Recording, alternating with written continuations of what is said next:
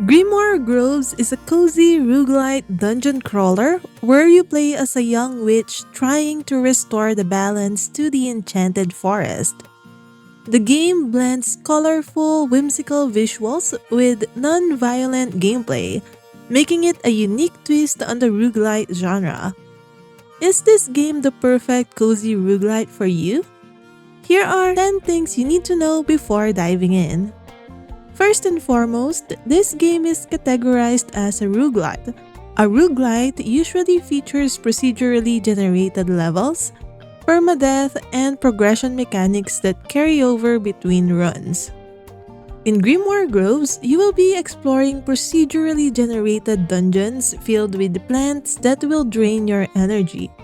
You then need to cast spells to help these magical plants grow, which in turn provide seeds and materials needed for progression.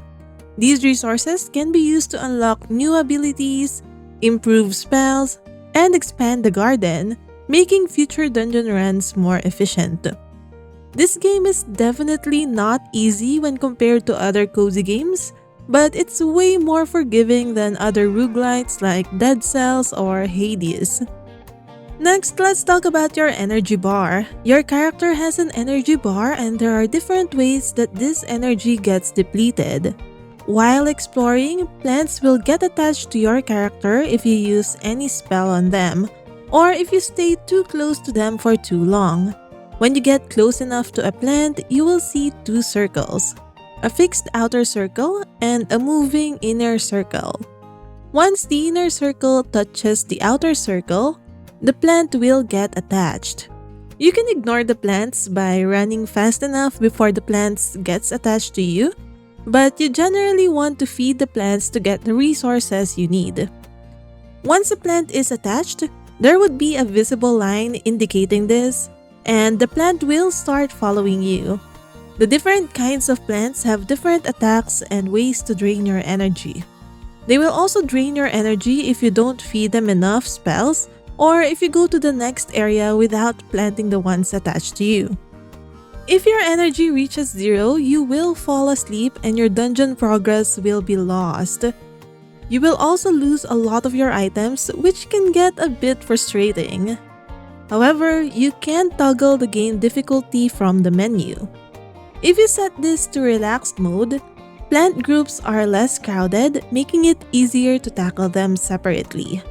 And you will not lose energy from bumping into plants. This makes the game way easier and you are less likely to pass out. You can switch between the default and relaxed mode at any point from the menu. This means that you can toggle this while you are exploring in a dungeon or even while you're in a boss fight. This can make the game less stressful and more enjoyable for you. There is no save option in the game, but it autosaves every time you go home or use any items for an upgrade. However, keep in mind that if you quit in the middle of exploring a dungeon, the game will treat it like you fell asleep, so you will lose your progress and some of your items. On each dungeon level, you will find 2 doors. One door will lead you back to your home, while the other will take you deeper into the dungeon. If you are already running out of energy and you want to keep all your items for upgrades, you can go back home first.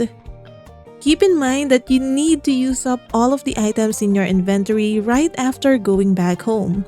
Make sure to use it all on your garden or on upgrades because if you want to go into a dungeon again, all the items left in your inventory will turn into compost.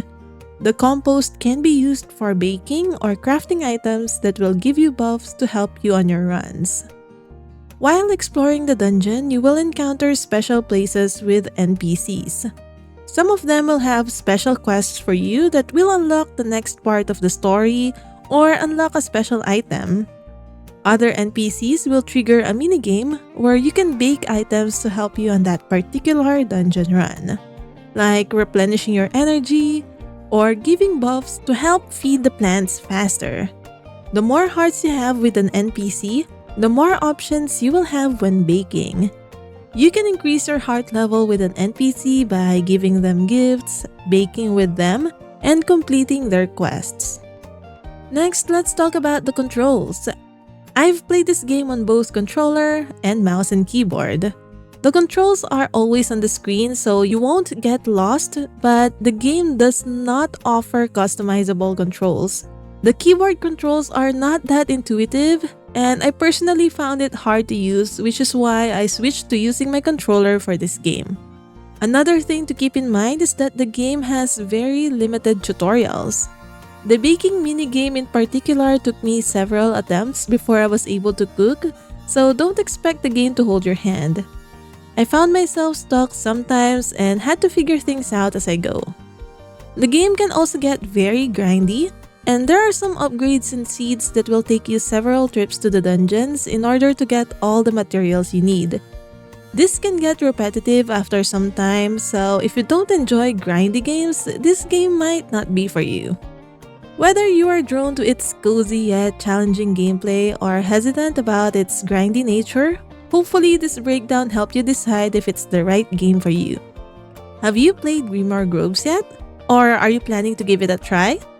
Let me know your thoughts in the comments. Check out this next video for more games like this.